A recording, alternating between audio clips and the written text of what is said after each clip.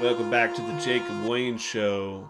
I'm going to do a quick little intro right here, just telling you that we're doing part 2 of our Stephen King list, where we watch all the Stephen King, at least all of it that we can find, and we're doing the 1990s. Last time it was early 70s through the 80s, so this is part 2. No need to do music this week, because this is a long one, so we're just going to hop right into that, and we'll get back to music next week. Well, Dan, we are here again at another Stephen King list, and this one is the 1990s.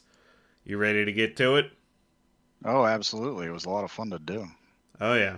I would say just as fun as the first list, but this one was definitely, I don't know, this is kind of more difficult to get through at times.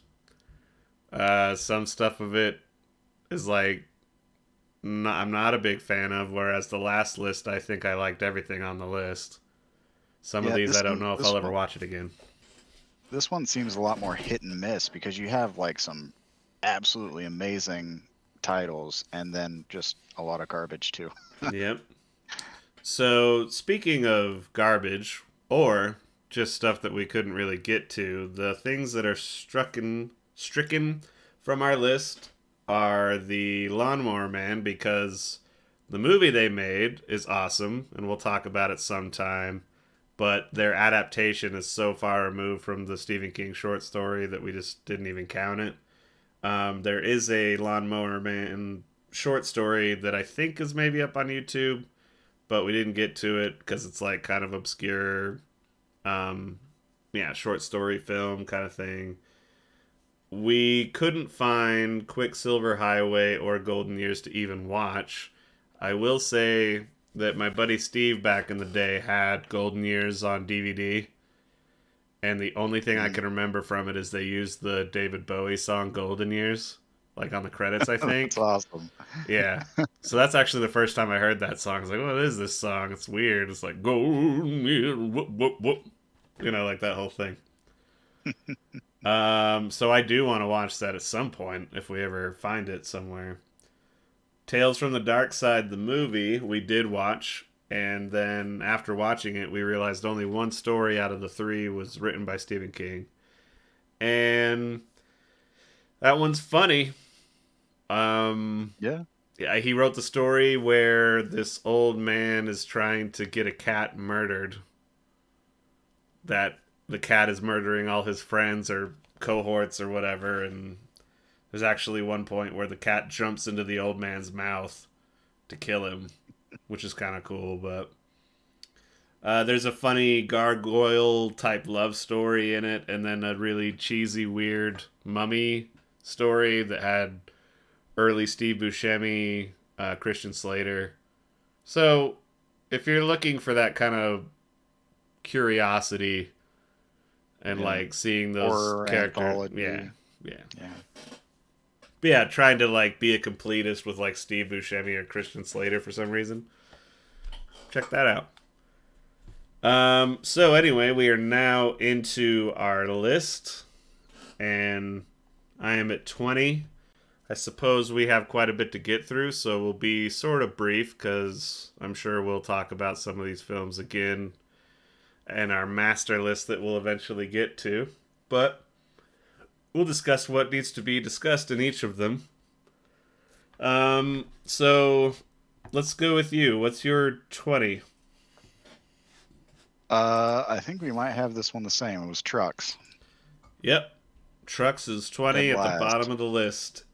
And like I said, we're going to blend these lists at the very end after we watch all the Stephen King movies. We're going to do our final like top 10, top 15, depending on how interesting that is, like at length. But I have a feeling that Trucks is going to be at the very bottom of all of it. It's certainly possible. I don't know. We have quite a few more to get through, but it was real bad. Absolutely. Um, this is so like I don't know. Would you call it a remake or a reboot of Uh, I yeah? I guess just a redo of the same story. I don't even know what to call it because I mean, obviously there are similarities because they're based on the same story, but they're very, very different movies.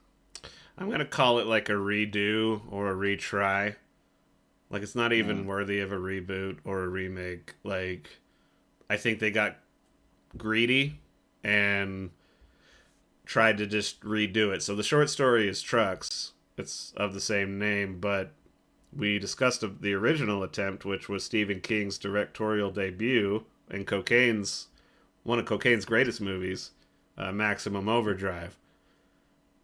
Based on the same short story, and this time they took out Stephen King as the director. They took out the cocaine. They maybe added heroin. I don't know because it's boring as fuck. It was very slow. Yeah, and it was done for the USA Network. So if you can imagine a USA Network movie in the 90s, it takes out all the fun. There's no AC/DC doing the score. The music's terrible. The acting's pretty. I try to be forgiving with certain things like this, but no, it's like score's terrible. The acting's terrible. Pacing's terrible. The only thing I would say is maybe look up the scene of a tiny little toy truck killing a guy. That was pretty funny. Yeah, like It that's all wasn't it's worth. intentionally funny, but No. And it made me just appreciate Maximum Overdrive even more, which I had always heard bad stuff about Maximum Overdrive, but now I'm looking at the old list from last time. I had it ranked pretty high because of how entertaining I found it, and I feel yeah. more confident in that placement. Do you have any other thoughts on trucks, really? No, not really. I mean, it was very forgettable. Yeah, not So, much good to say. okay. Yeah, I'm gonna try to go through these and just talk about them off the top of my head. What I remember, we can definitely look up names Yeah. or directors or anything if we need to for a specific point. But that one, it's like I don't even want to bother like with who's in it or the director or anything. It's just like let's just move along. Yeah, I don't recall anything notable. Yeah. So let's just get to your 19. What's your 19? 19 is The Mangler, which I'm a little bit Oh. conflicted about that placement, but I Hmm. guess we can talk about why. I think last time we kind of did this weird bouncing around, but I'm going to kind of just go with your list. And Okay. then you'll just get to be surprised how much higher I rank things Yeah. if I do. Um, let's talk about the Mangler then. We'll base it off of your list a little bit where we talk about him. Hmm. The Mangler has Freddy Krueger in it, Robert Englund. Hmm. It has the dude. You might want to look up his name while I'm doing all this. The main The Ted guy that Levine. played Buffalo Bill, Yeah, Ted Levine. Ted Levine. Yeah, so he's like a really great big fat person. He still has that voice a little bit, but he's trying to be a charming detective. Like, would you? It's like the whole movie. I was really distracted by it. Um, I'm looking this up real quick for any quick references, but I will say that the some of the set design, the camera work is pretty fun. Yeah. and Yeah. way better than trucks. But Oh, that, leaps and bounds. yeah. Yeah. But beyond that, the story's like absurd. Like, I'll read the plot. Yeah, when an accident involving a folding machine at an old laundry happens, Detective John Hunton investigates. While he tries to solve the mystery, Bill Gartley, the owner, wants to find new victims for his machine. So if I had to like sum that all up, uh, John Hunton, played by Ted Levine, investigates this murderous machine at this factory that's ran by Bill Gartley, played by Robert Englund, Freddy Krueger. He's kind of a fun little character in terms of like character design and how much he's hamming it up. But Yeah. uh, Ted Levine has a hippie best friend that I guess is like the brother of his ex wife or his wife that died. Yeah. I think his wife And died. That was it. I remember we were discussing that it's like they're trying to set this up like a buddy cop thing between like this conservative detective and like the more open-minded mystical hippie, but neither character really pulls off those character archetypes very well. The plot doesn't build up their relationship in any way, so by Yeah. the end of it you're just kind of like, why is anybody stupid enough to stand near this machine where it can eat them, and why is anybody stupid enough to work for this Robert Englund character? And I guess what was the device? It's like if their blood gets in the machine, they thrive if the machine eats or something. Yeah. Yeah. They they hinted at like a dynasty of people who have sacrificed things to this machine in order to gain, power and prestige and money and um I mean that was kind of an interesting subplot, more interesting than I Yeah, think the movie as a whole. we did I don't know. discuss. Oh, go ahead. Sorry. I think it was the chemistry of the characters that threw me off. Like individually, I think they were, pretty decently acted and everything, but it's like everybody was almost talking at each other and not to each other. Like it was a very odd feeling the whole movie that it just left a sour taste in my mouth. Yeah. Um, I think we were doing that little activity like when a movie starts to suck, you like start trying to rewrite it. Like, if I had to make this movie Yeah. with that, how would we do it? And we came to the conclusion that you could have made the machine function a little more like Final Destination, where like there's a Yeah. supernatural force like pulling out a string that somebody trips over to fall near the machine so the machine can eat, like, but there's nothing like that. And the machine itself, like, there's some kind of fun gore to it. It's Yeah. like a weird machine from Pee-wee's Big Adventure. Like, it's kind of wacky machinery, and like I'll give it credit for that, like what they made for the machine. And then some of the supernatural stuff reminded me of Poltergeist, and that's because it's directed by Toby Hooper, who directed that. Yeah.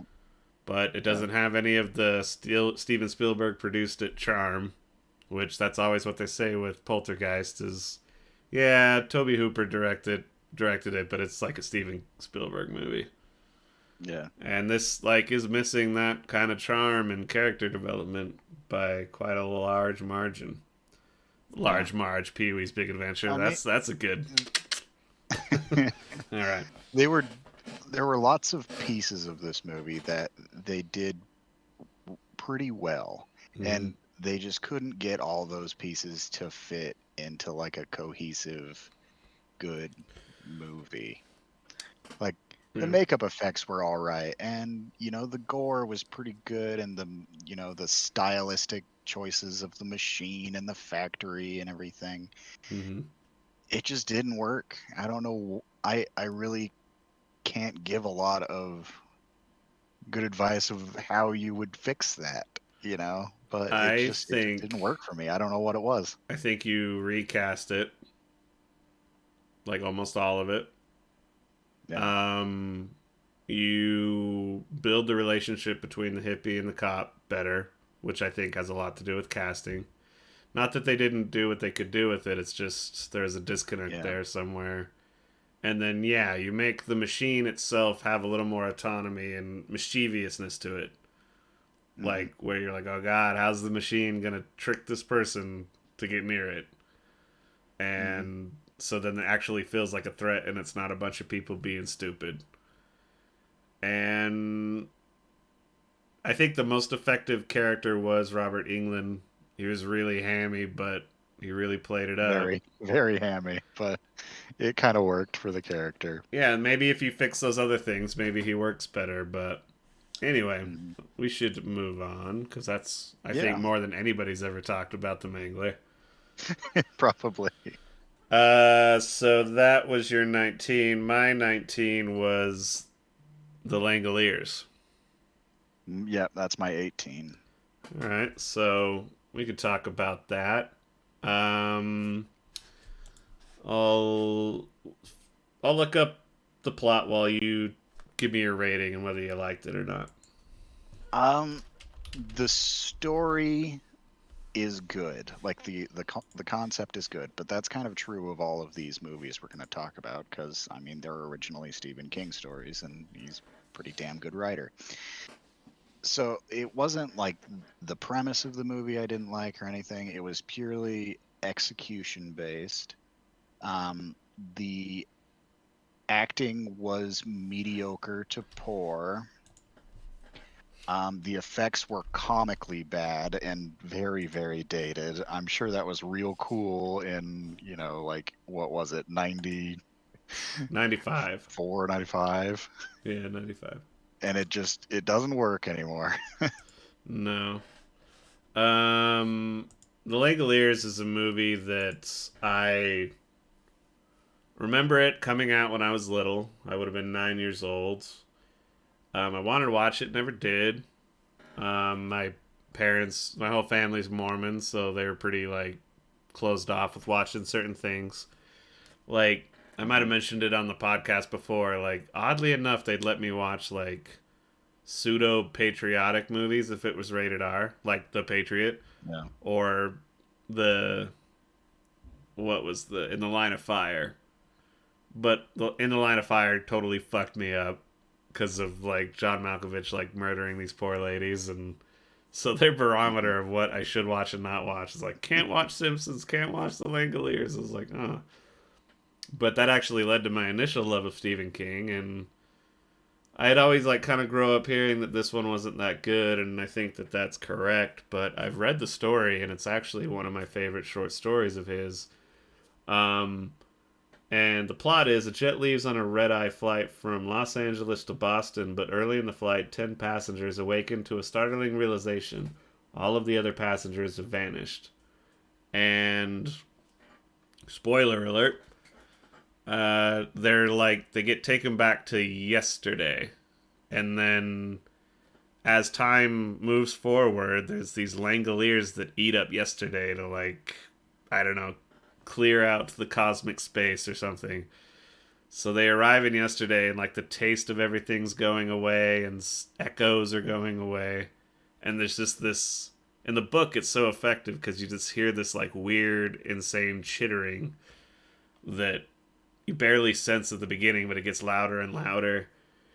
And there's this blind girl who has the shining. Like they don't ever say it's the shining, but at this point, there's Yeah, it certain totally themes is. that cut through Yeah. Stephen King stories. So this blind girl has the shining, and this other guy maybe has it, but he's the villain because his father fucked him up. I forget what that character's name is. Oh wait, it's Craigie Weggy. Yeah. Craig Toomey. Yeah, that actor who is the guy that gets cocaine blasted in his face in the movie True Romance. Um, I think he's a pretty good actor, but in this, he's like going ultra ham. Like if you thought Robert England and the Mangler was hammy, like this is times 10. Like it's Hmm. insane. And I think for me personally, that's the only reason to watch this is to watch his performance because it's batshit insane to me. Yeah. There Well, is a couple people in this that showed up in other King stuff. David Morse, who hmm shows up in the Green Mile. You recognize him from things like The Rock and Contact. Oh, he was in The Good Son. I forgot about that. Anything of note about this story other than that? no. I hope they do it better sometime. Yeah, we've had that discussion before. Is that they really need to work on doing remakes and reboots of stuff that didn't work the first time, but they know the story's good.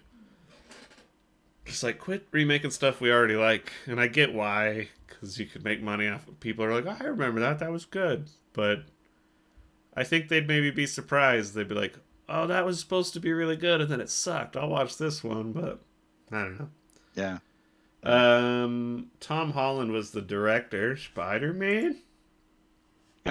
Oh, he did Child's I'm sure. Play, and oh, and he did Thinner. Another one on this list. Which is a much better movie. Oh yeah. Um, I gave Langoliers 2 stars out of 5, and I couldn't say I liked it. I Yeah, I think it was worth watching if you are into Stephen King, and that's about it. Otherwise, to your, general audience, I wouldn't say it's worth watching. yeah. Um, with that, what number are we at for you? 18 was Langoliers for me. That was 19 for you, right? Yeah. So, what is your next one on your list that we haven't mentioned? Okay, 17 is Sometimes They Come Back. Oh, 1991 movie. okay. One moment. Why don't you tell me a little bit about that? Okay, so the story is a man and his family return to his hometown where he is then harassed by teenagers who died when he was a kid. Um, so it's basically a bunch of greasers that used to bully this guy. He is now you know, a teacher at the local high school, I guess, and they're mysteriously coming back from the dead and, haunting his life. Yeah, that was a pretty good summation. I don't think I need to read any more on the plot. Um, I will say so. This is which number for you again? 17? 17. Oh, okay. We'll get back to my 18 in a minute. But yeah, sometimes they come back is a little higher in my list. So, but we will talk about sometimes they come back. Yeah, it has some scenes that I could see almost being effective, like the scene where they're in the tunnel and his brother gets bullied and it leads to his death and the death of Mm, these greaser zombie undead whatever ghosts. yeah. That's I could see that being done better, and it was almost effective in this. Some of the cinematography and the serious tone of it almost worked at the beginning, but it like the biggest issue is that it dragged on for way too long and just pondered on this guy like really can't give up the fact that this is what something that happened to him and he was bullied. And then yeah, some of these greaser ghost zombies start killing somebody in his class so they can take their spot. And what's frustrating is that is the way the main character behaves. He never does what I wouldn't say necessarily makes sense, but like nothing satisfying happens about how he interacts with this situation. Yeah. Either he flips out in the wrong spot or he doesn't do enough in the other spot. And I don't know. Just gets so jumbled that way. It's just like, how is nobody pointing out that this fucking guy is dressed like 1950 and like fucking with the teacher like he is, and then the teacher's just shaking, scared, like not saying anything. Like I used to be a Mhm. teacher, and I would imagine if anybody's messing with me like that, I'm like a either like sending them to the principal's office. If they won't go, I'm gonna maybe blow up at them verbally, get my ass fired, or I'm just like flat out like leaving. Like I'm out of here. Like fuck this shit. Like for how much they're fucking with them, it's not subtle. It's it's absurd. So Yeah. maybe that's what it is. It's too much absurdity, too stretched out and boring. Hmm. And I suppose I don't like there's certain things used in films or just even within the culture that I just don't like. So Greasers is one of them. Like I've never found like what's the one musical Grease. well, I guess I've never watched Grease, so that's part of why is like Yeah. ugh. But the sharks and the jets, Oh, West Side Story. yeah. Just like I tried to watch the new Stephen King one, and part of the reason I turned it off is like musical, it's not really working for me. And then yeah, I Yeah. was like, I hate this 1950s tough guy bullshit. And I don't know, maybe you could have leaned into that, like how annoying that shit is. But Stephen King's a big old ham for 1950s nostalgia, Yeah. and which makes sense. But I do wonder if it's like my distaste for stuff like that led to me like to liking this less.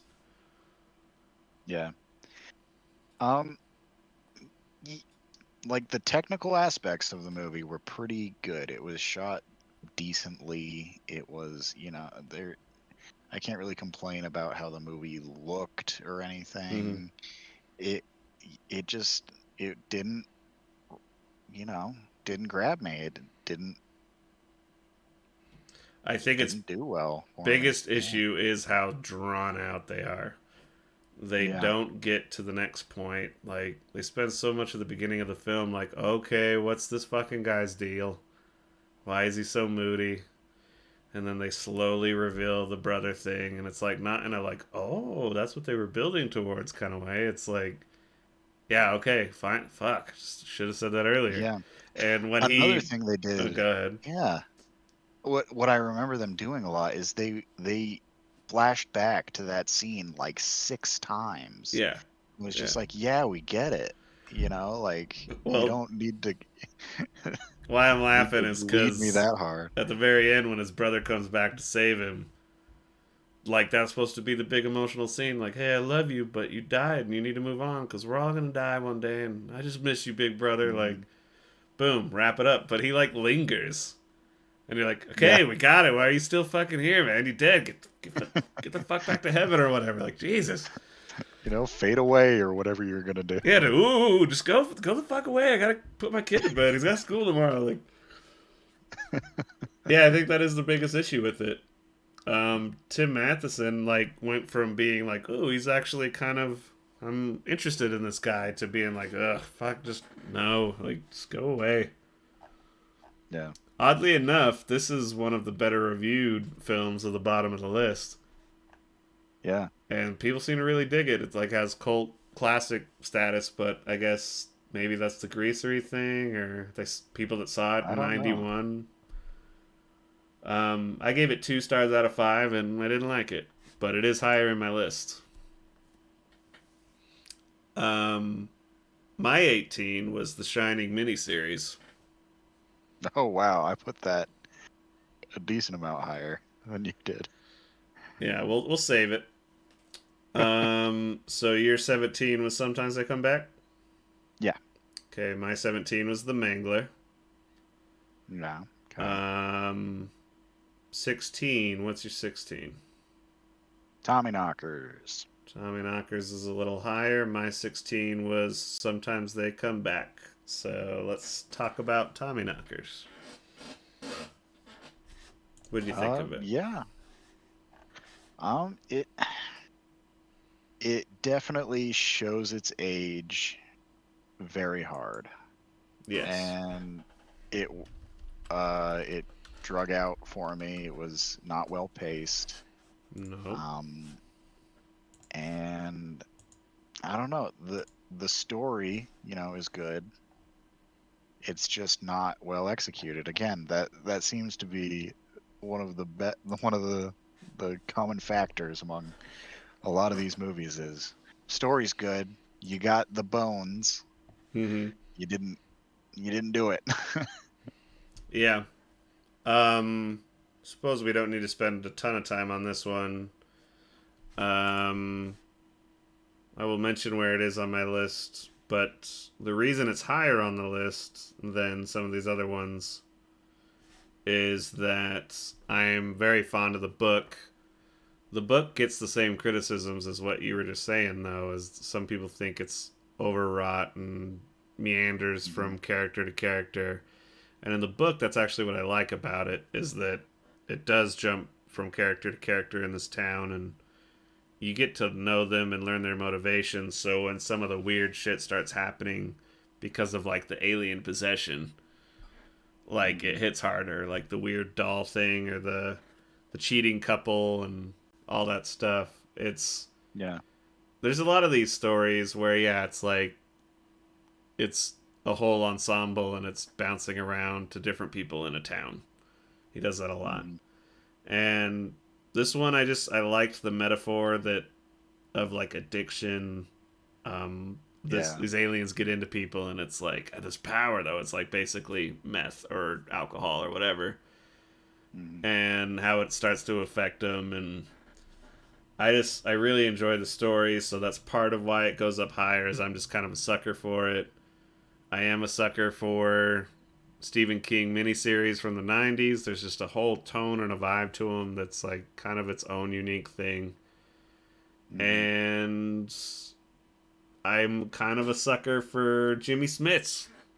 And yeah, I'm just going to say Jimmy Smits. Everybody else in it was like, okay, fine, whatever. Um, but yeah, I like he out of all the King protagonists, he's one of the ones like I'm like enjoy just kind of following him doing whatever he's doing. Yeah. And so I think it's those factors, like the alien thing. I don't think King messes with aliens too much. I guess he kind of does, though. That'll be interesting as we get into the 2000s. Trucks is Yeah. technically an alien thing, but not really.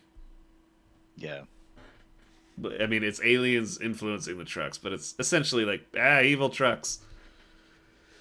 Um, I don't know. Yeah. So Tommy Knockers, it's funny. Like these other movies I mentioned, that I said 2 stars out of 5, and I didn't like it. I gave this 2.5 stars, and I like it. So it's Yeah. the difference is very close. Um. So what number was that for you again? 16. Yeah, 16 was sometimes they come back for me. So let's get to your 15. Graveyard Shift. We're the same right there. Graveyard Shift. Oh, So why don't you tell what me is there your to say thoughts about on that? Graveyard Shift? Um, uh, what is there to say about Graveyard Shift? They really screwed up the ending. I'll say that. Yeah, definitely. I know our main Um, criticism was that they inherently changed the main female protagonist to make her yeah, what do they call that? Final girl? Not a final girl. yeah, Final girl survives. Damsel in yeah, distress. yeah. She basically lost all of her badassery and just became like a, oh, Yeah, I'm monster. feminine, save me. Yeah. It was just very off-putting And up to to that point, set up she a was character. likable. Yeah, yeah, set up a character as like, a strong female, I don't know, not protagonist, but side character that, you know, she could, you know, roll with the punches, hang with the best of them, and then she just took this sharp turn into damsel in distress territory, and I found that very off-putting. Imagine if they had done Alien, setting up Sigourney Weaver the way they do in Alien, But rather than have her be the final girl, the one that survives, and she's just a bad. It doesn't matter if I'm the final girl or final guy. I'm just a badass taking care of business. Like instead, they just let John Hurt survive, and he's protecting Sigourney and Alien, and all she's doing for the rest of the third act is, oh my god, it's an alien! Oh my god! Like Yeah. that's essentially what they did in this. Like up until then, I think really the only thing to say about Graveyard Shift is premise wise, it's very close to a lot of Stephen King stories and setups. So Hmm. it's Very almost similar to the yeah, Mangler it's exactly. too. And Yeah. that's the only difference is the characters are more well realized, the Hmm. pacing slightly better. I am intrigued by them working in this place and what they have to do. I wouldn't say Hmm. it's like great pacing, but because Better. it does Yeah. like stretch out at parts where you're like, all right, let's get to the next thing. But it is better. There's a pretty great side character played by Brad Dourif. He's the Yeah. exterminator, The Exterminator. Yeah. He did but great. they kind of don't do anything with that character. He like just gets fired and leaves, or does he get Yeah. killed? See, Um. that's what the fact that we don't remember. I think says something. Yeah. You had one of your best characters in the whole movie, and it's like I think he just gets fired and he has to leave. Yeah. But He did an excellent job with the character. It was great, but it was just, you know. but that's like one of those things where it's Brad Mm. Dourif. I mean, that guy fucking kills it in just about anything you give him. I think he's really underrated with people. People Yeah. that are into film know him. He's like an awesome bad guy in Exorcist 3. He's Wormtongue in Lord of the Rings. Uh, that really mousy character in One Flew Over the Cuckoo's Nest. Like, yeah, he's great.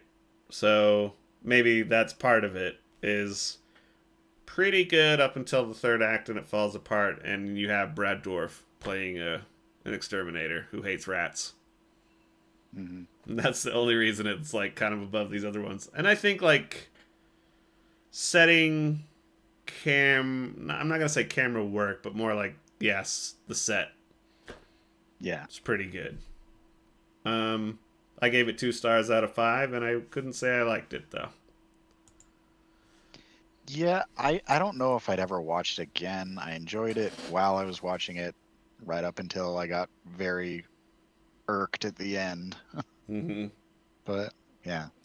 I'll tell you what, and I'll go ahead and re-mention that we're all spoilers all the time on this podcast, so don't expect us to like hide stuff unless we think it's genuinely like good for us to keep it a secret so you go watch it. But I would say Graveyard Shift is another one that would work really well as a remake or a reboot and give it a modern setting because they jumbled the end, but the concept that there's this creature, well, it's essentially this giant bat, but like Yeah. whatever, I don't know. I'd have to look at the actual written story, but that there's a creature living underneath this factory where nobody speaks up because the boss is that much of an asshole that like so any yeah if anything bad happens on the floor like he's gonna bury it or get you fired in the small town where it's the only place to work like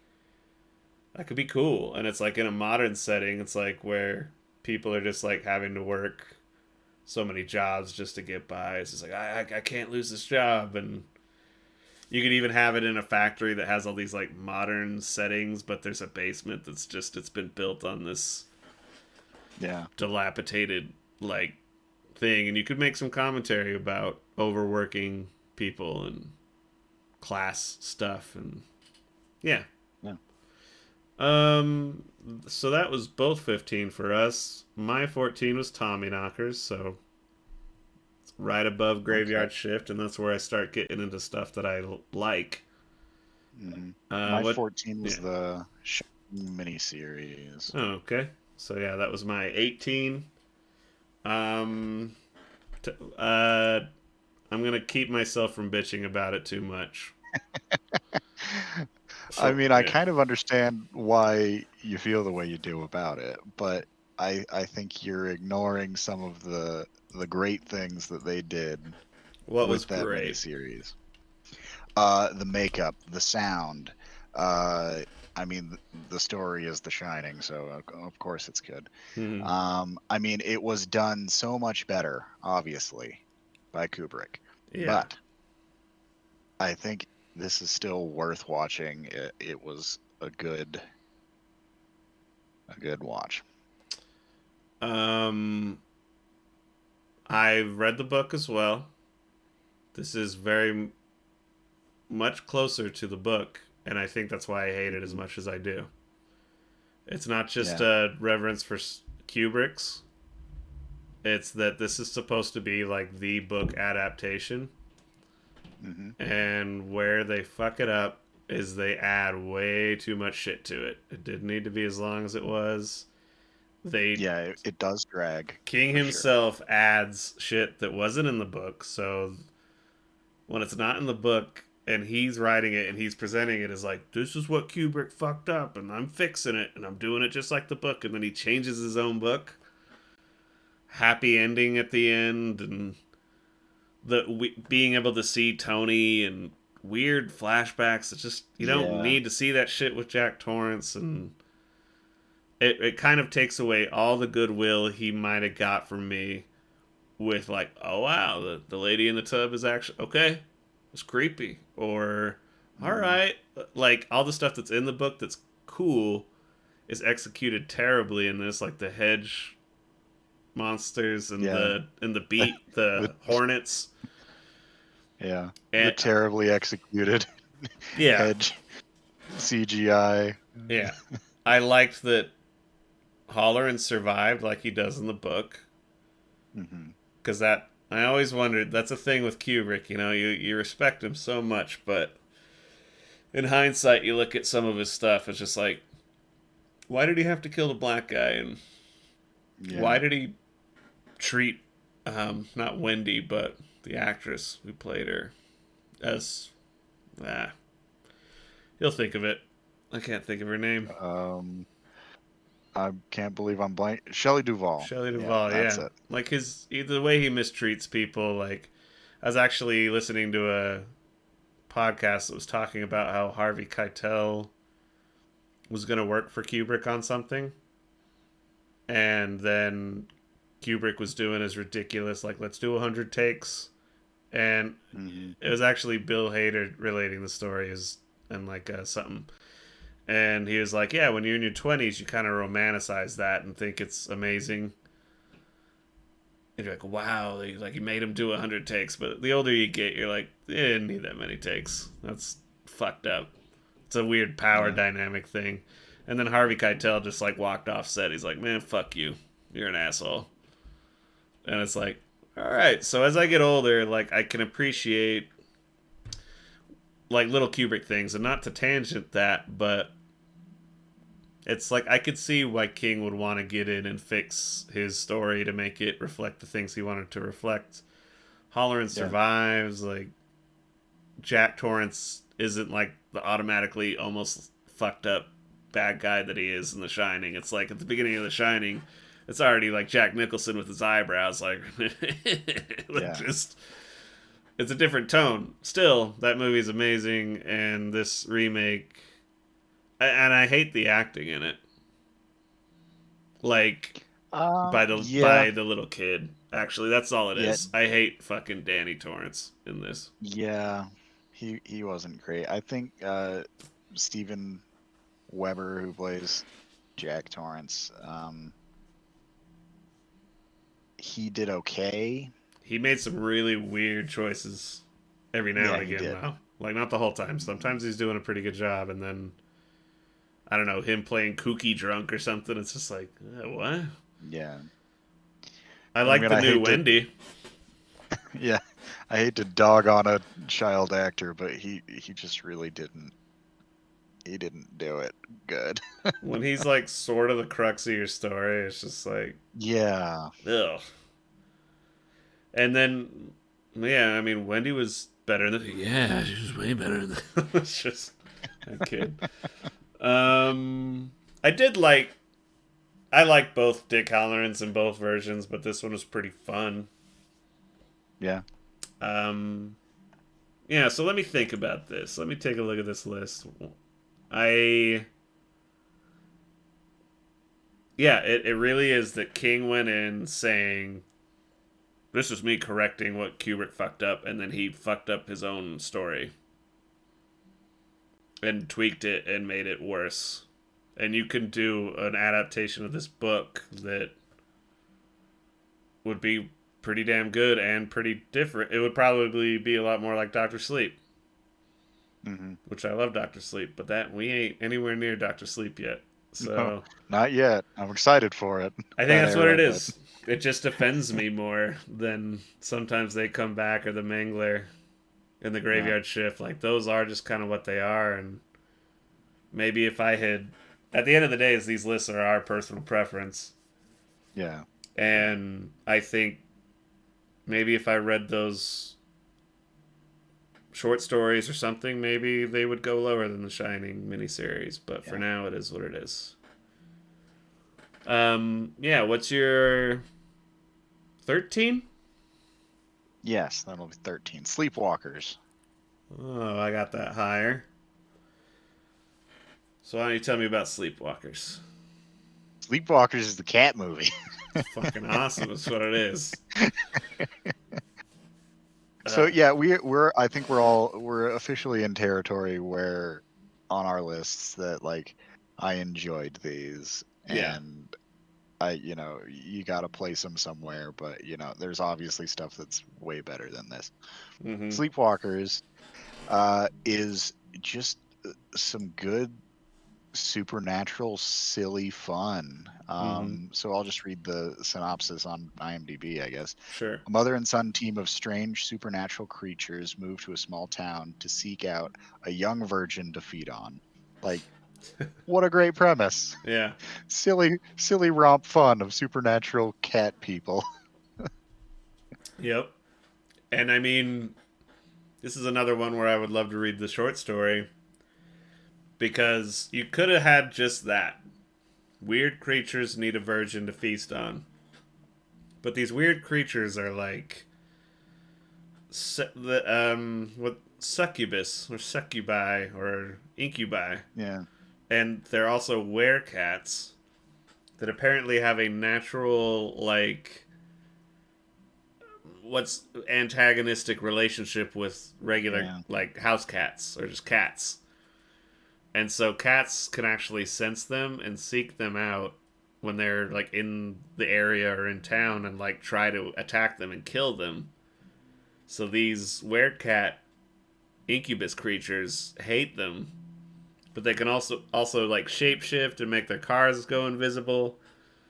And there's one of them that's like in a car and starts to get chased by this cop, and the cop has a cat that he's trained called Clovis the Attack Cat. greatest character. Yeah, it's just so. I mean, I think I'll just leave it there. Like, how do you not want to watch that fucking movie? Like, wait, Yeah, what? Sexual werecats that are like mom and son banging each other, which is like, ugh. But then they need a virgin, and there's Clovis the Attack Cat, and there's all kinds of cat action all over this movie. And like that's really it. Like you should watch it because it's weird, it's silly, it's funny, it's entertaining as fuck. I gave it 4 stars out of 5, and I like it. yeah, yeah. Oh, it has a great Uh, Enya song at the end on the credits, like where oh she's just yeah, like, yeah. oh, it's like just the vibe of it's so unique and interesting, and I think that is the big key of it is it's fun. Yeah, I think this is the first one out of the list we've done so far that I can say is actually well paced. Yeah. Um. Yeah, I agree. Apparently, he directed Quicksilver Highway, which we didn't have access to. Yeah. And, well, he might have directed Stephen King's The Shining miniseries. He also Hmm. directed Riding the Bullet, which is coming up next decade, and The Stand. So he's responsible for a shit ton of 90s King. Oh, and Hmm. he did Desperation. So that's going to be in the next decade as well. So I think I remember reading the article that Mick Garris, this director, is the guy that's done the most Stephen King stuff. He's got the title. So I think this is might have been his first one. I don't know. It's hard to say, but we'll move along. Okay. So that was your 13. 13, yeah. My 13 was Apt Pupil. Oh, wow. You put that a little further down than me, but not by a lot. All right, we'll talk about it when we get to it on your list. What was your 12? The Stand miniseries, not the new one. Yeah, I don't. I'll go ahead and say I don't think we're gonna watch the new one. Maybe we will. I don't know. Maybe we'll change our mind when we get to it, but Yeah. it's not well regarded, and it's like 8 episodes or something, maybe. And I'm just like, ugh, fuck, like, I don't know. But I guess we will see when we get Yeah. there. This was the longest miniseries that we've done so far. This was 6 hours total. Mm-hmm. It is higher on my list by quite a bit. So why don't you tell me what you think of it? Um, this is the first time I've interacted with anything, The Stand story-wise. Haven't read the book or anything. So, this is basically my introduction to it. So that may, you know, taint my, rating, I guess. Mm-hmm. Also, being close-ish to COVID kind of maybe influences that a bit too, but I guess I'll just read the synopsis. I Mm-hmm. think most people know this story, but if you're like me and didn't, after a deadly plague kills most of the world's population, the remaining survivors split into two groups, one led by a benevolent elder, and the other a malevolent being, to face each other in a final battle between good and evil. Mm-hmm. It's basically Stephen King's epic before the Dark Tower series. Hmm. I don't know if he started working on Dark Tower before this, but it's closely tied with that because the Dark Man that's in the Dark Tower series is Randall Flagg in this. There's a Hmm. big debate within Stephen King lore where are all the protagonists this Dark Man, the Randall Flagg, the He Who Walks Behind the Rose, and that's I think clearly no. There's other entities in the King verse, whatever you want to call it, but there are some of these movies we've watched where I'm like, I wonder if that is a reincarnation of him or like a different Yeah. version or whatever. But he's essentially a dark evil wizard that's devil stand-in, and yeah, he basically influences stuff or takes advantage when stuff goes haywire, which this virus gets released that kills like 98 to 99% of the population, something like that. Hmm. And so everybody who survives that just has an immunity for whatever reason is in the hellscape of the world, and it obviously just stays in the United States. That's kind of Stephen King's spot. And um, they all start having dreams, and some of them are dreaming of going to Mother Abigail, and then some of them dream of the man, or the Dark Man, or Randall Flagg, and evil people go to Las Vegas, good people go to Boulder, Colorado, and there's the Rocky Mountains in between them. And it's just the classic. You got to go into the tower to destroy the One Ring, and it's very Lord of the Yeah. Rings influence. He's spoken on that a lot, and it's like Lord of the Rings in 1980s America. Even though I think they've adjusted the timeline. I even did a rewrite on the book, and I think he changed the timeline a little bit. But Hmm. uh, yeah, I read the book during the beginning of the pandemic. It definitely added to the creepy factor of it. Yeah. It's one of my favorite books of his. I think like you were saying, it's very much that sort of thing where I read it when I was a teenager, loved it, revisited it once, and then revisited it again during the pandemic. And also, my buddy Jeff's stepdad has a very brief cameo in this as the army man who wrestles a camera to the ground. And so we used to watch that and giggle our asses off. And so, yeah, I obviously have a lot of nostalgia for the story and this particular miniseries. Is their adaptation corny? Yeah. But Hmm. I think they did what they could for an ABC network television adaptation.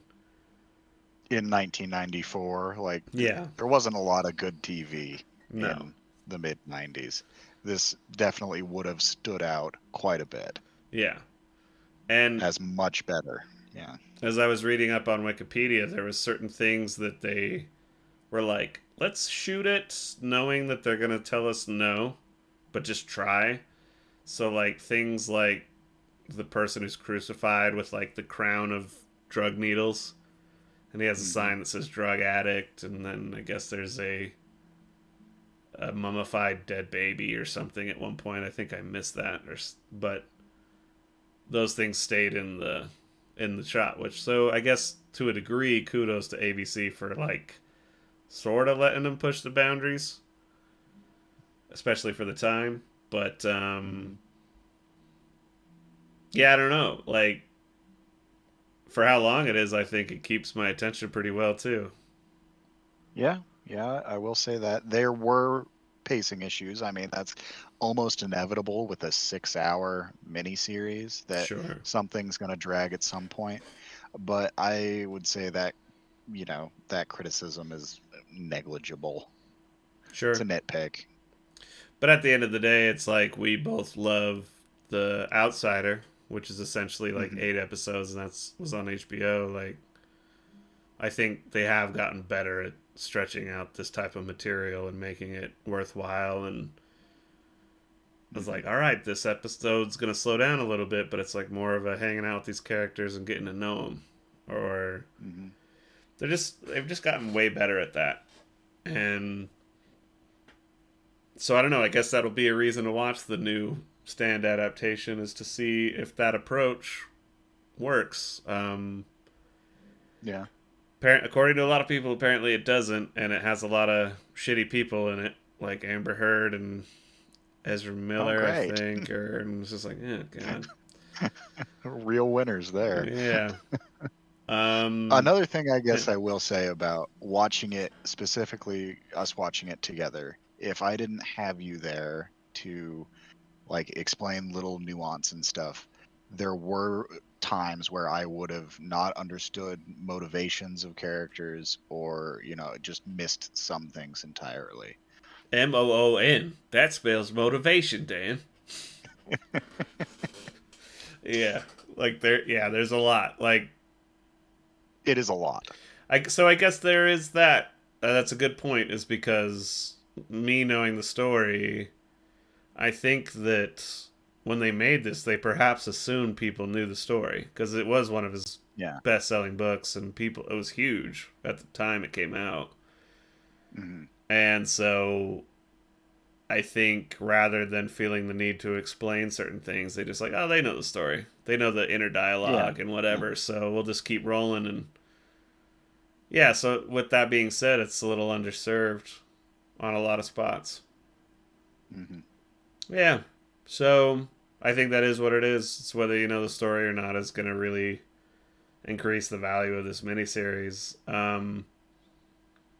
I'm, but and that's what's weird. I'm usually my philosophy is watch the show or the movie first and then read the book Hmm. because then you won't be disappointed by stuff that wasn't tackled in the movie or the show. Yeah.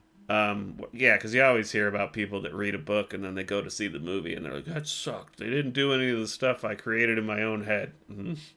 Yeah. Yeah.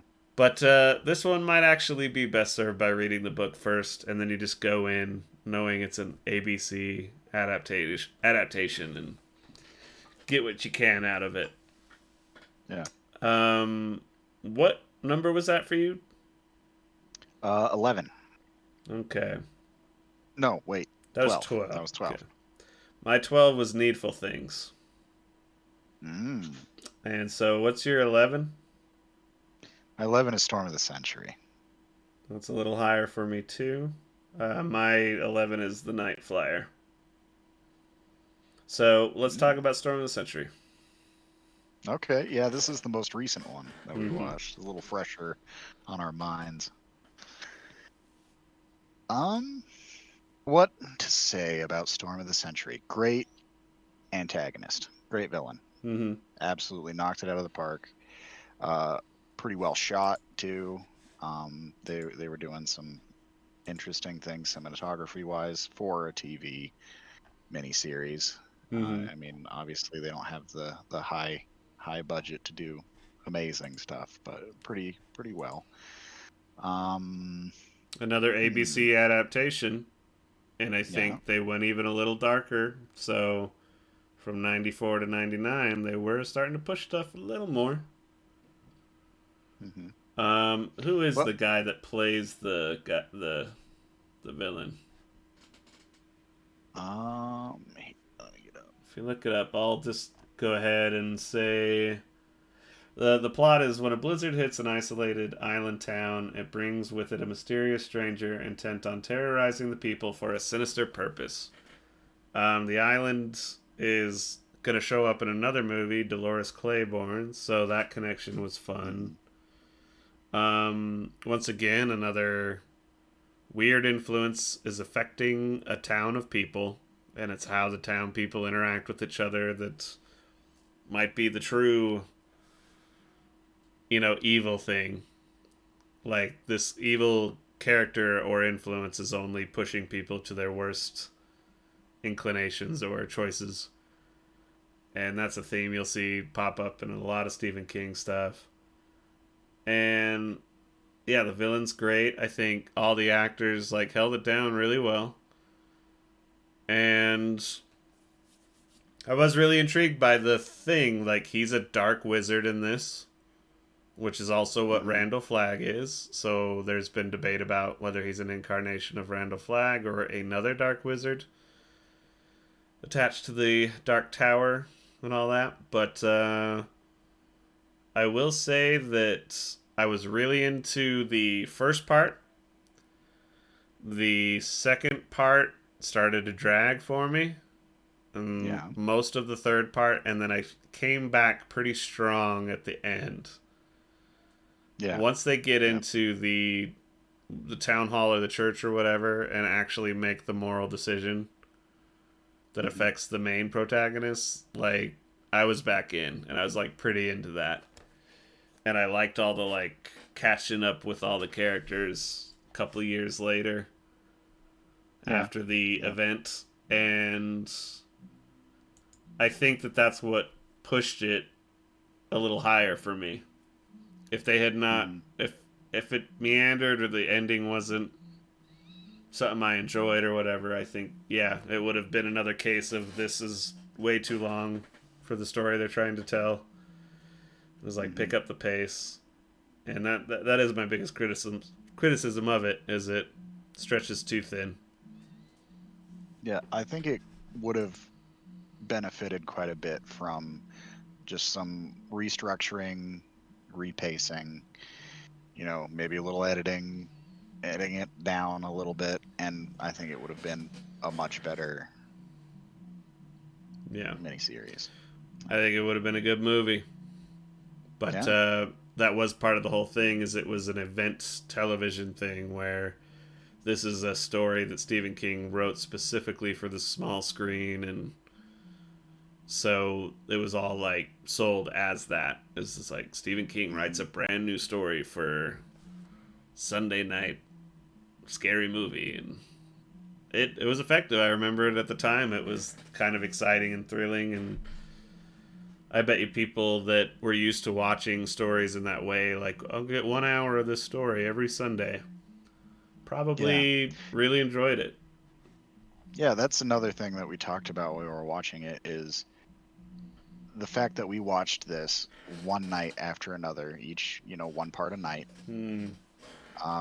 may have tainted our experience compared to what you would have experienced when it was just on TV.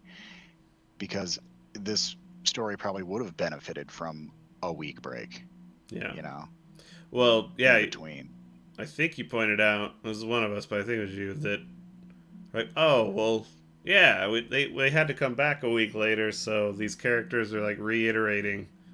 It's almost like the last time on blah, blah, blah, blah. But it's, like, just Yeah. written into the story where it's like, I Yeah, they killed did my it in boyfriend, though. Do dialogue. you remember? It's just like, Yeah, yeah, I remember. Get to the next part, please. But yeah, I could see people that are just, yeah, especially 90s, like, ah, yeah, yeah, yeah. She killed her boyfriend. I forgot about that. hmm I don't know. I was taking a bathroom break during part one. I didn't think I missed that part. Okay. And didn't tape it on VHS. My bad. Yeah, one of the best. We'll have to maybe do a villain ranking at the very yeah, end. Because he might be top five. There's a lot of really good yeah. stuff, though, but. Hmm. Anyway, Storm of the Century. So that was your 12? 11, 11, right. 11. Um, so what was your 10? The Night Flyer. Okay, that was my 11. That's So, almost dead middle of the pack. so I We guess did. let me ask you this: why is a Uh, Night Flyer above Storm of the Century? I think it comes down to uh, length and pacing. Mm-hmm. Um, this is a far better paced movie, even if it does falter in some of the things that Storm of the Century did better. It kept my attention the whole time. It it was a, I wouldn't say a more intriguing story because it's pretty straightforward. Yeah. Storm of the Century plays a lot more with mystery and the unknown. Mm-hmm. Um, One of the things that majorly bumped this up is the ending, probably about the last half hour to 45 minutes, which is a little more than half the movie, is excellent. It's pretty great. Um, I think perhaps that's. I could see why you would put it above Storm of the Century, in the sense that this movie has more elements of a movie you might want. So, Storm of the Century has mystery and it's creepy, pretty solid acting, and but at the end of the day, it's like, oh, evil wizard wants a child Mhm. to be his protege, and father loses his child. It's pretty straightforward. This is pretty straightforward too. It's essentially a vampire story, but it's how it presents it. It's like, oh, so vampire, and then like weaving it in as a comparison to journalism or the paparazzi. Mhm. And then the way that the main character in the Night Flyer plays it, it's funny and like what a wild, weird character.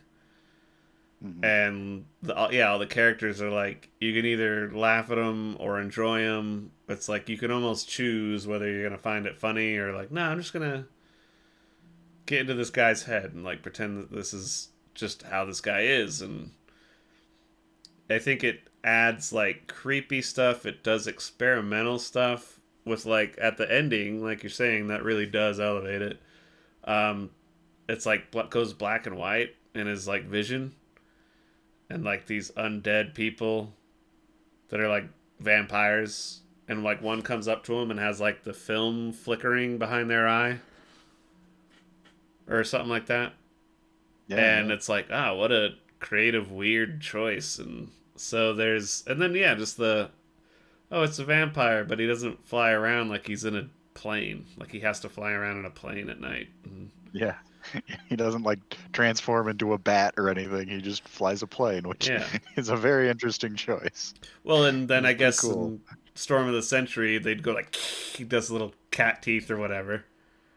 Mm-hmm. But in this, it's like you actually see his face at the end, and they do a good job of keeping that hidden. You know, the old Jaws thing: Mm-hmm. don't show the monster too early. And they show his face, like, what a creepy, weird design. So it's got funny stuff. It's got interesting stuff. It's way obviously it doesn't overstay its welcome. It's quick and Mm-hmm. has an interesting metaphor to it. Whereas I don't know if there's really a metaphor to like Storm of the Century. It's just like what happens if you ask a town of people to do something fucked up? What will people do? Yeah. And I think that's part of it. Is this is short, so it doesn't overstay its welcome, and then it gets creative and clever and interesting with certain choices. And this got savaged by critics. Like I think if we were basing this off of critics' ratings, the Nightflyer would be near the bottom. But I think, Mm-hmm. yeah, we watched Trucks right before we watched this, and we were like, "Fuck." And it was just like, "Hey, this one's apparent." Like we read one review. I'm gonna see if I can find that actually. You got anything else to say on the Night Flyer Yeah. while I look for that? I mean, with trucks, with watching trucks right before this Mm-hmm. and reading that review, going into this, I expected garbage, and getting someone to like come back and be like, "Hey, that was actually pretty good."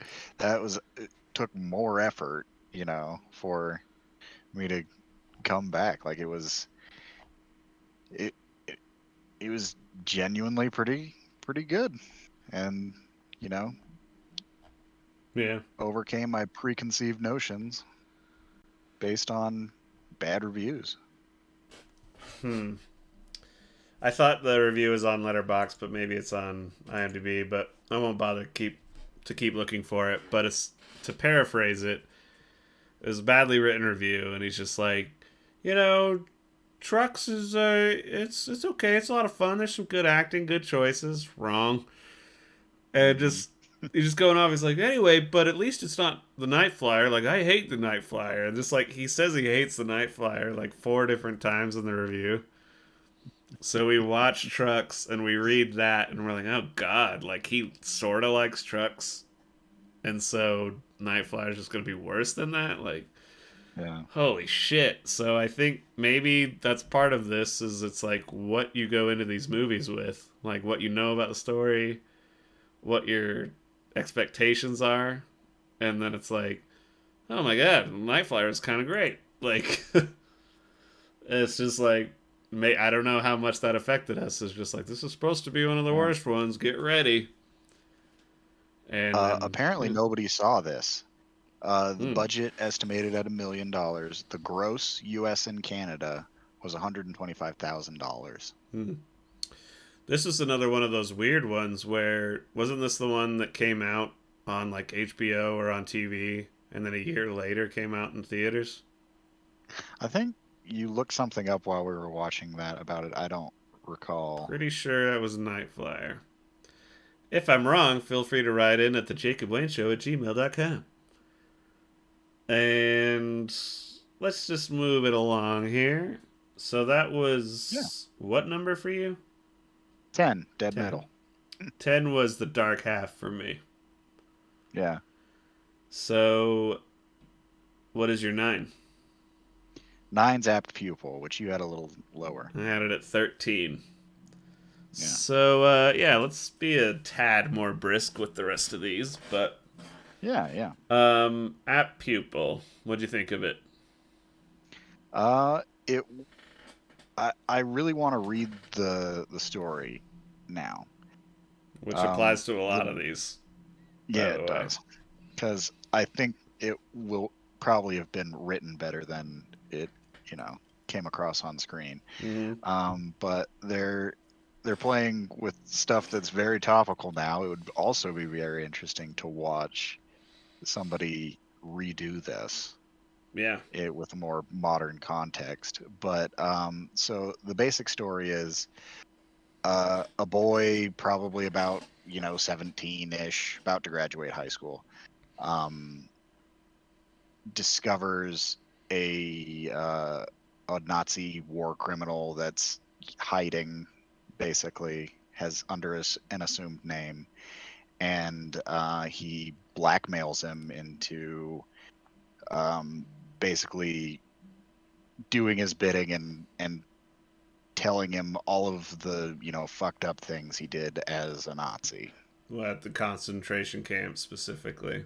Yeah, yeah, And I was just kind of chuckling in my head. You're like, I'd like to see them do this now, like a more modern adaptation. And I was like, how old would the Nazi be now? yeah. It's just like he just That's some true. guy finds out one of his neighbors was at January 6th. He's like, I want you to tell me all the stories about what happened when you were there. It's like, you tell us these lies about me. But Yeah. I will say that I watched this as a teenager, and it was a different time. It would have been Hmm. early 2000s. Man, yeah. I think I watched it during high school, so it's like we watched it in the year 2000, 2001 ish. Hmm. And I think the Nazi thing that's like kind of creepy nowadays, it was so far removed back then that it was like, that would never happen here though. So then it's like, we found this old Nazi. This kid's a little creep. But there is Hmm. like, you watch it now in 2023 and you're like, oh, I don't like this. Yeah. It's like, this reminds me of too many fucking, like, what's the term? Incels. Kind of creepy Yeah. shit like that. So I think you could do some version of that. Yeah, it's weird because it's like you need the Nazi to be at a certain age, Yeah. so you couldn't do that. But then if you added like the weird 4chan element and all this other stuff, like it could be really creepy. But the acting's great in it. The story's interesting and intriguing and fucked Hmm. up, and it's a little different for a Stephen King story. So there's that element as Yeah. well. Um, I would say that yeah, the kid's kind of annoying. When I was younger, you're like he's annoying, but you kind of like you weren't like maybe he's doing too much with this. Yeah. But I don't blame the kid. I blame the director Brian Singer because Yeah. He kind of got a taint on it here. well yeah, and you can see his weird choices now Yeah. that you're like, oh, ugh.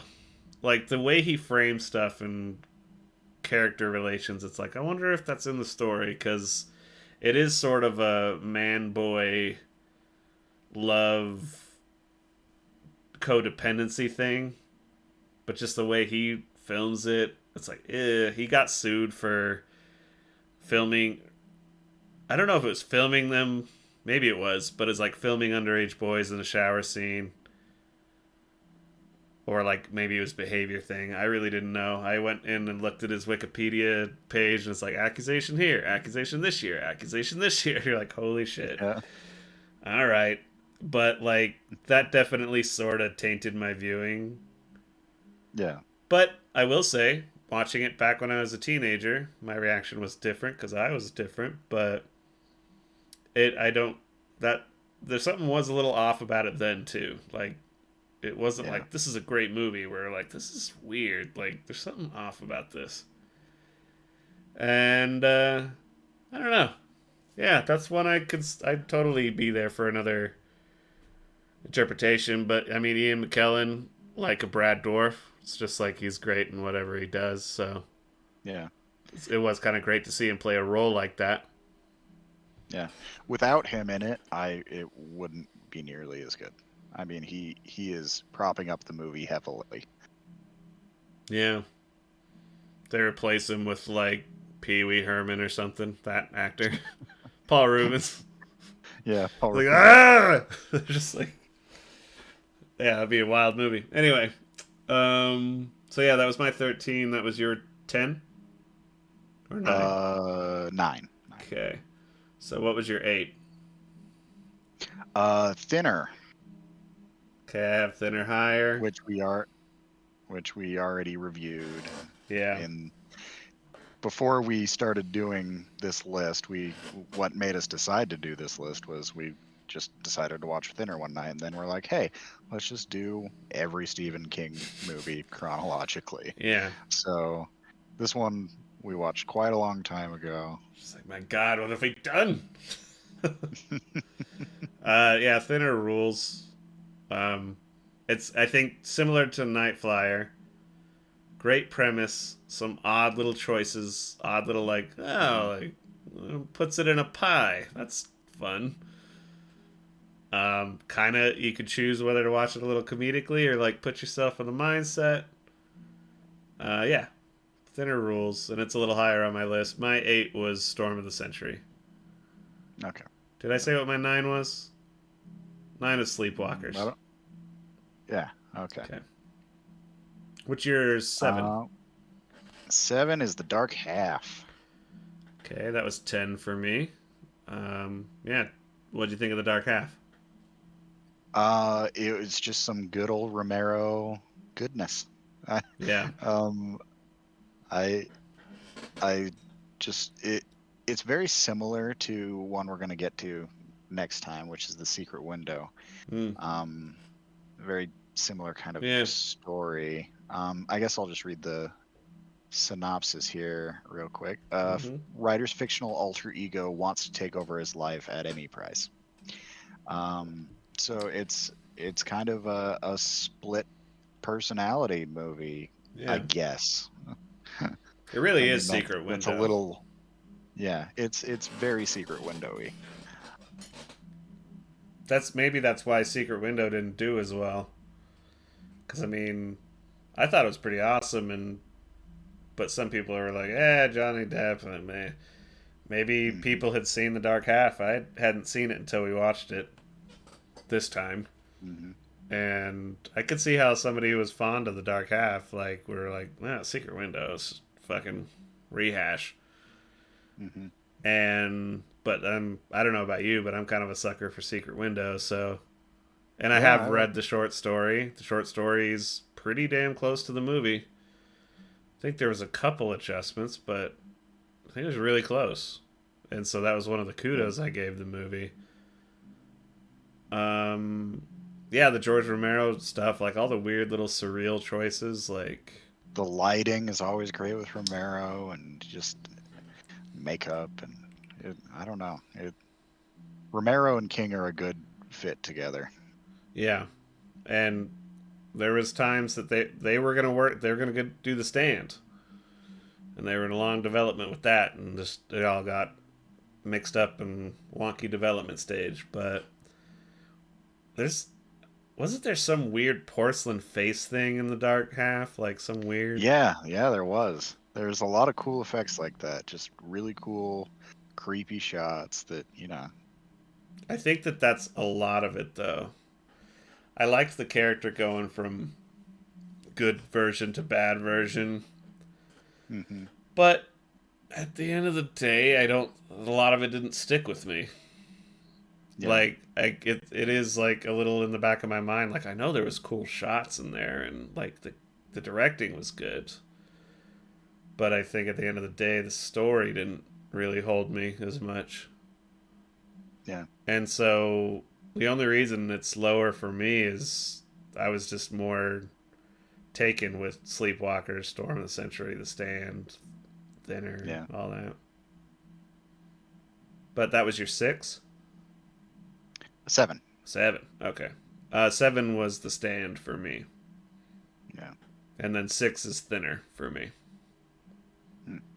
6 for me is Needful Things. Okay. You like this a lot more than I do. But I I do. like Needful Things.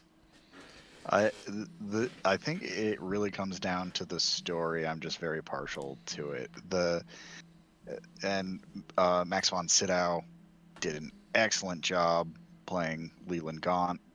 He's a very similar villain to the Storm of the Century Lenoge. guy. Lenoge, yes, that's it. Yeah. Um, yeah, basically, I guess I'll read a little synopsis here. A mysterious new shop opens in a small town, which always seems to stalk the deepest desires of each shopper, with a price far heavier than expected. So in general, guy opens up a shop, gives people what they want in return for a favor, you Mm-hmm. know, and he turns the entire town against each other Yeah. through these favors he asks. And I just really love the concept of the story and everything, and I just love how deliciously evil Max von Sydow is. Yeah. Many people have speculated that Gaunt, that's his name, right? Um, he's very similar to Linoge and very similar to Randall Flagg. So is Gaunt Mhm. an incarnation of the Dark Man, or is he his own thing? Is he just another Dark Wizard? Out of all of them, at least as far as the movie goes, they sort of imply he's Satan without Mhm. ever really saying that. Um, Yeah. I will give you that conceptually, out of all the king stories where it's like the town turning on itself because of some evil thing, Mhm. this is probably the most fun. And yeah, the deliciously evilness seeps through into that. Yeah. And the only thing that dropped it in the rating is it's too long for me. I didn't like the pacing. Yeah. Yeah. I mean, And that then, yeah. it, that's warranted. That is certainly a valid criticism. Actually, that really is it. Because as I think about the movie, like, a lot. I think that this is another one of the King movies that Cocaine helped direct. Hmm. A lot of the characters are like way over the top, like, and that's part of the fun of it. It's just like, what the Hmm. fuck? Like those three guys arguing in the hallway, kind of near the beginning. Yeah. It's like, what the? Only cokeheads talk to each other like this. Like, you do not carry yourself like this, like in a business sort of way. But Hmm. they're just fucking insane, and but that is part of the fun of it. Honey Bunny from Pulp Fiction is in it, and she's fucking weird Yeah. as shit. Fighting this other lady who's like, "What you do, mess with my pigs?" And so now that I'm like reflecting on it, like there's a lot of really great character work in it, and I like it a lot, and it's enough to make it fun, like Sleepwalkers or Hmm. whatever, or Thinner, but it's the pacing. It fucking kills me in that movie because I just started drifting off. And Yeah. but yeah, the villain Max von Sydow, as you're saying, like he's right up there. Could be top five Yeah.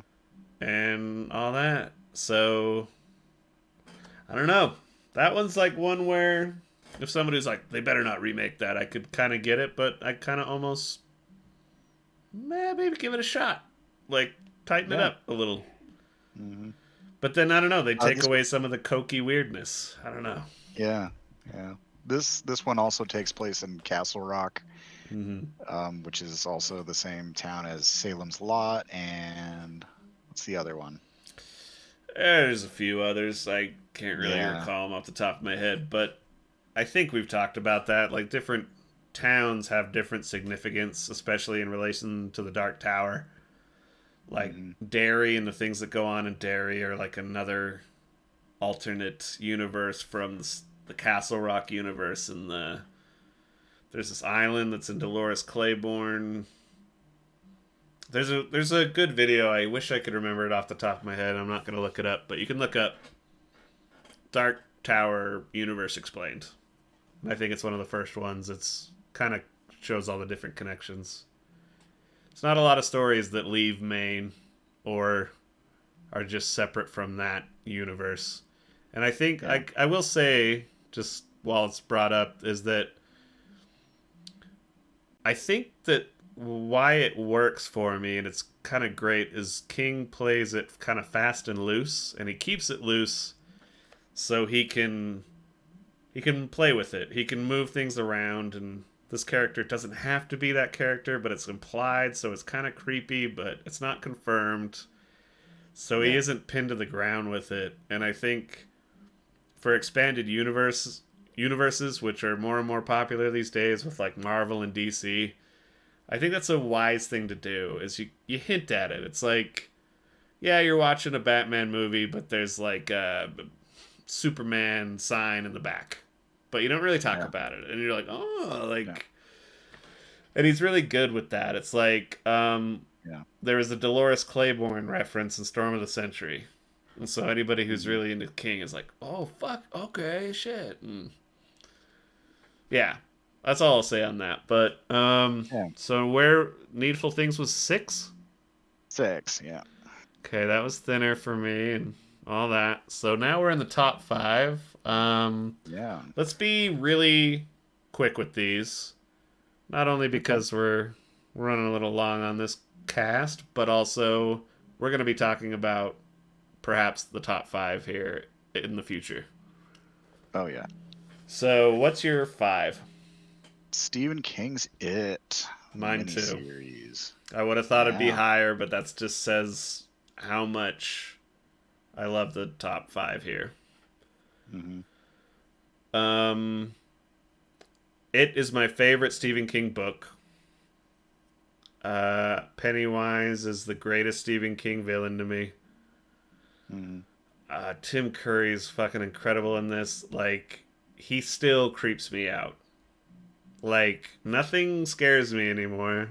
I can watch some of the most fucked up shit and be like, that was fucked up. Anyway, just like go to sleep. Hmm. If I'm browsing the internet right before bed and I just scroll up and it's like a shot of Pennywise, I'm like, oh god, ugh, ugh.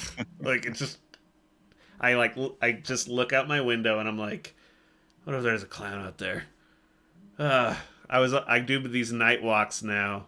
Walk by a storm drain. I just kind of stare at it for a little longer than I normally would. It's like I think it's the scariest fucking book. And please write in if you're like, nope, this book's scarier. I will read that book because I would love to be proven wrong. It's creepy as fuck, and I mean, I could get so fucking long winded on it that I just won't. But it's Yep. my favorite. You'll get my opinions about the remake when we get to them. What Hmm. are your thoughts on the It miniseries? Uh, yeah. Obviously, Tim Curry's great. Bill needs to cut his ponytail. Mm-hmm. Ponyboy. It was pretty good, and as far as miniseries go, as we've talked about with pretty much all of them, they were poorly paced. This one, pretty decently paced. Like it's keeps you keeps you engaged. It has that nice built-in structure where it's like Hmm. this person gets a call, you get to know them a little bit as an adult, flashback to a childhood, the first time they get attacked or scared by it, commercial. Then Hmm. introduce a new character. It's like by the end of it, their stories have interwoven a bit. First confrontation with it, boom, end of part 1. And we'll talk about it extensively, I think, when we get to it in the future. But I I love the second part of the book, and it's in the book it's a braided story, and it's always bouncing back and forth. And then as it gets closer to the final confrontation, it starts to go back and forth faster and faster and faster and faster until it reaches the climax of where they're killing it, and then it starts to fade again. And it's kind of interesting. I've always loved the way it's structured in a book, and I get that that's why I think you need to adapt this like an 8 episode thing. It's one of the few Hmm. stories of his where I'm like, it's well served to be that long, just to set everything up, and you need to get to know the kids and the adults early, and then tell the story slower. And because it's so much about that, it's about repressed traumatic memories coming back and things that you had forgotten like suddenly smacking you in the face like it's you're there now, and just yeah, repressed memories, getting bullied, PTSD, trauma, shit that triggers you. It's Hmm. all that. And um I clearly they fucked up the spider at the end. That's a budget Yep. issue. They didn't film it right. They got that confrontation wrong. But I will argue that the ending of this miniseries one beats the shit out of the remake.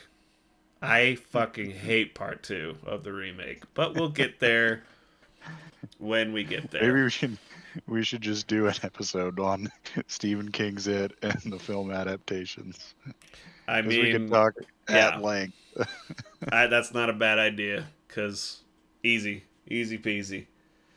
So yeah, it at 5, and we'll talk more Yep, about it in the it at future, I 5. guess. Yeah. What's your 4? Dolores Claiborne. Me too. That one was a little Yeah, rough. I was like, yeah, hard to place. well, because we might as well get into it. What's your 3? 3 is Shawshank Redemption. Oh, well, look at you. I Misery and Dolores Claiborne are just like two sides of the same coin to me.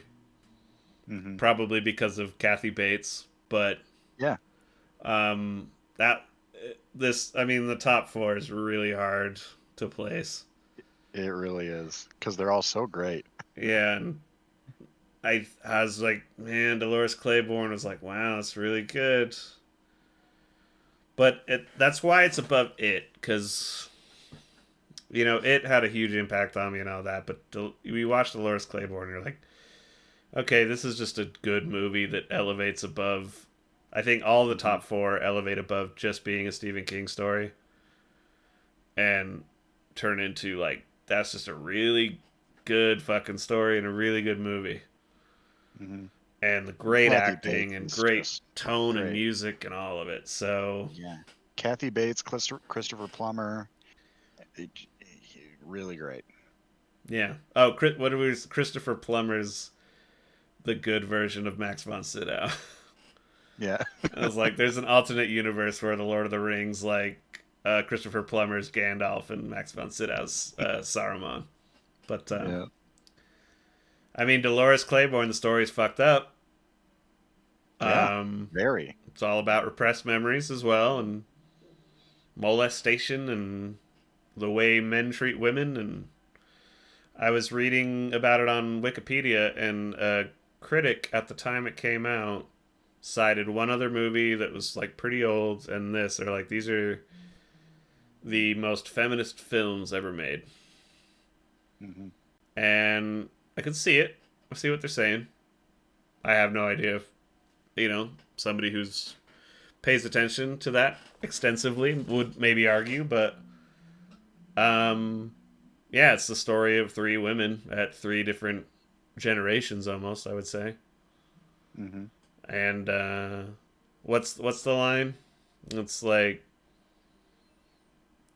uh you have to Uh, be a bitch to just I cope. think I'm it's gonna look it up. sometimes being a bitch is the only thing you have to hold on to or something. I'm gonna look it up. You talk Anyway, more about it. um, I mean, I can understand how, like, oh, this is a feminist movie might put a bad taste in some people's mouth. First of all, if you're like that, fuck off. Second of Yeah. all, um, Yeah, that's kind of how I feel about it's it. But not I'm a white cis preachy. male. I apologize. Yeah, it's not preachy like at all. Like it's just a very well told story, and you rarely get to see extremely strong female leads, and they're most of the cast. Well, I'll read the line. Sometimes you have to be a Mhm. high riding bitch to survive. Sometimes Oh, being a bitch is all a woman has to hang on to. And so I've heard that before outside of the context of this Stephen King, and it wasn't somebody just quoting it. It's just it's that dynamic of like, but I'm a nice guy. How come a girl never fucks me? And it's just like, you're not that nice. You're not a nice guy because you're moping and yeah. whining and begging for this woman to just be this object of desire for you, where she's her own individual and she doesn't have to give a fuck about how nice you are Hmm. or like any of that stuff. And it's just like, why are you being a bitch? It's like, well, why are you hounding me thinking you're being a nice guy? Like, I think Hmm. that's to a degree perhaps the feminist message is just like, yeah, you won't let Yeah, me be anything else. yeah. Like, It's it's very much how these three different women from, different generations respond to a very patriarchal system, and like where they fit in there, and how they, manage being in a repressive society. I mean, it's in Maine too, so like it's, On an island, so yeah, even on more an island. removed. Yeah. And I think it's like, yeah, Yeah. it's back in the. It would have been 60s or 70s, I imagine, because it Yeah. most of the stories in the past, it's the mother telling the daughter about what happened to her that she's maybe pushed away, but Hmm. also like shit that made like she's mad at her mom, but her mom had to be these certain ways, but she's working her ass off to save up money, and like the bank at the time like just lets the piece of shit alcoholic abusive husband and father like just go into her account and take all her money without even calling her. Yeah. And obviously you couldn't do that nowadays, but I would also argue that not a ton has changed culturally in terms of like, oh, she's Hmm. just being a bitch or being bad. It's like, well, why? Why? And I think it's really good at explaining the why and telling Yeah. this multi generational story of a mother and daughter who don't get along, Hmm. but they kind of find a little bit of peace at the end, which is nice. Yeah. It was So a very your good movie. three is Very Shawshank good. Redemption. Yeah. Do we really need to talk about Shawshank Redemption that much? Probably not. I mean, it's a very well-known movie. Everybody likes it. It's my number one. Yeah. Yeah. I can see that, like these top four especially Mm-hmm. are very hard to place. And depending on my mood, I might put any of them at number one. Sure. Um, I think that these ones maybe are better left to the final episode for like a deeper discussion. Yeah. But like, yeah, my three is Misery. It's just another incredible Kathy Bates performance. Hmm. Um, Insanely quotable. Um, I guess I'll ask you a couple things here. Like, so what your top three is? What? Uh, Misery is top. Second, Green Mile. Third, Shawshank. Fourth, Dolores Claiborne. So we just flipped our one and three. I go Shawshank, Green Mile, Misery, Hmm. and so I guess I'll run through a couple things and then we'll just kind of wrap this up. Because, like I said, this top five is going to be competing with the top five from last decade, which was going to be hard to put together. Hmm. Um, it might end up be. That's why I'm thinking with our final lists, maybe it should be 15, because it's like, damn, Yeah. so much shit gets knocked out. But Yeah. uh, out of the top three, which one do you think is paced the best? Paste the Mm-hmm. best? Hmm. I think Misery is, even though it's my number Yeah. three, Yeah. It's also quite a bit shorter than Green Mile and Shawshank. which is nice. Yeah. It tells its Um. story. It gets in and out. Mhm. Um.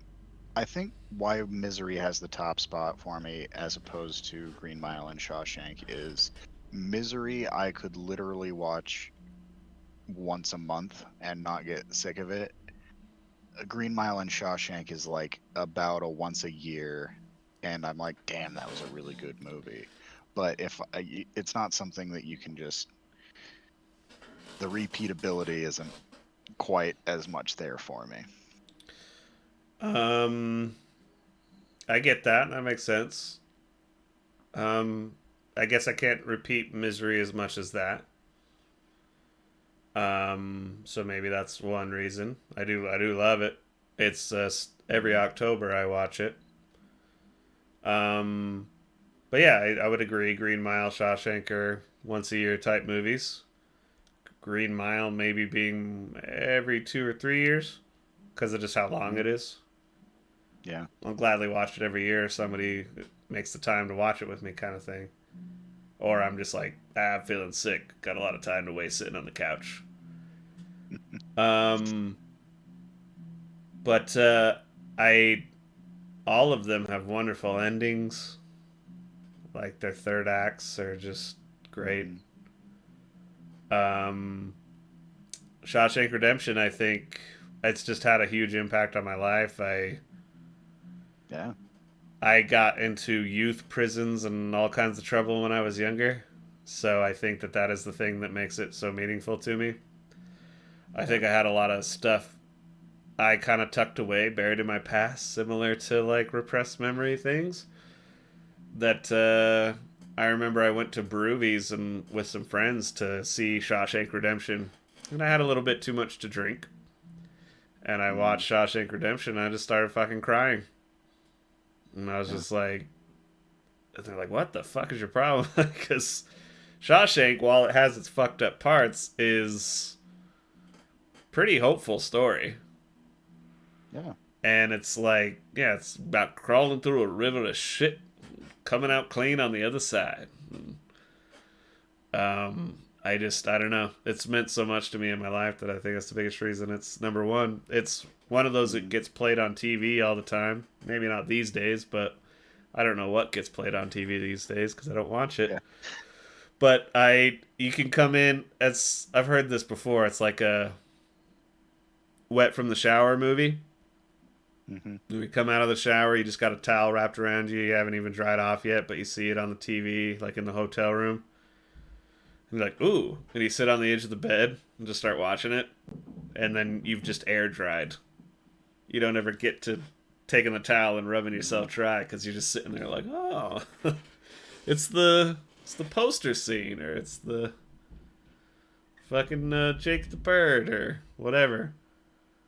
Hmm. Ah, I mean, Misery, I could see the argument for it just being the tightest story from point A to point B. It's just fucking tight and awesome and a great Hmm. villain. Easily top five. Easily top Yeah. five villain. And whereas Green Mile and Shawshank Redemption are these elongated, great stories with all these little scenes and little moments. Yeah.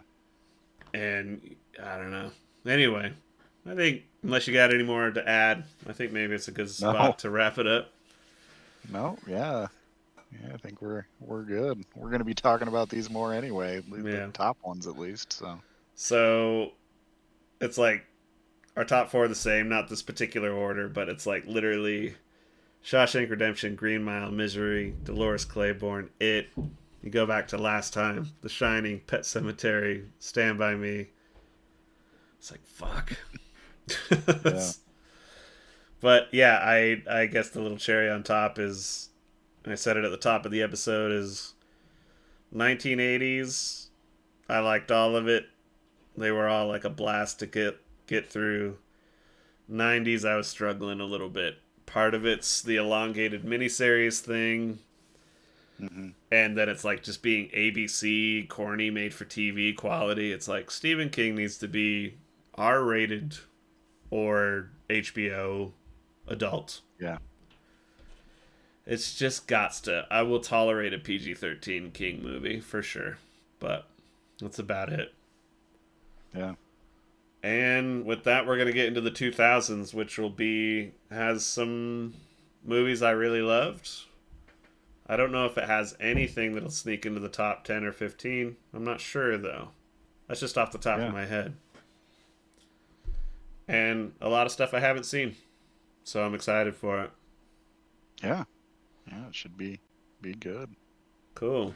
Yeah, it was a good episode. We almost went 2 hours, so I don't think I'm gonna do music this week. We'll just have it be this. So, you got anything else to add? No. No. I don't know if I'd recommend doing exactly what we do. Yeah. Going chronologically through every single one. But at the end, I think I'm going to feel very accomplished and glad I did it. I think I will add that little little thing is that you and I are probably definitely the film geeks out of our little friend group. Yeah. And as we've watched them, some of our buddies have like kind of like picked it up a notch. They've started to get more into film and suggesting things and getting into it. But it's Hmm. just like when we do stuff like this, it's like, nah, I don't think you understand. It's like if we tried to like compare jazz and bluegrass knowledge with Kellen. Yeah. Just like, just don't even try. Because it's like, have you heard that one? He's like, yeah, of course I've heard that.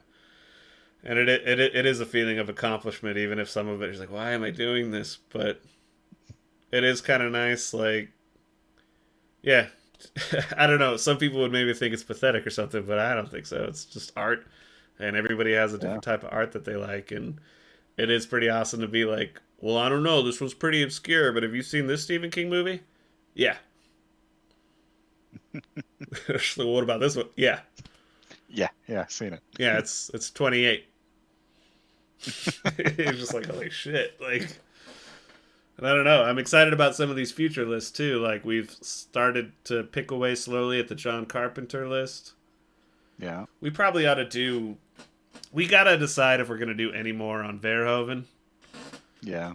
But yeah, those are gonna be a lot easier to get done. Yep. This one's pretty epic. Like The Stand. It's our very own The Stand with Stephen King and all his fucking adaptations. Some of these movies went to see Mother Abigail. Some of them went to go see The Man Who Walks Behind the Rose. Yep. Some of these are true not movies, and some of them shine. We'll leave it at that. We'll see you on the next list, and for those that are regular listeners, see you in the next episode. Ta-ta! Thank you for listening to The Jacob Wayne Show. If you would like to contact us, please write us at fakkoshka@gmail.com. That is FAKOSHKA@gmail.com. You can find us on Spotify, iTunes, and YouTube. Simply search The Jacob Wayne Show and it should pop right up. Make sure you like and subscribe and leave a review and share this podcast with your friends. Please write us. It helps add content to the show and makes the show even better for you, the listener. Thanks for tuning in.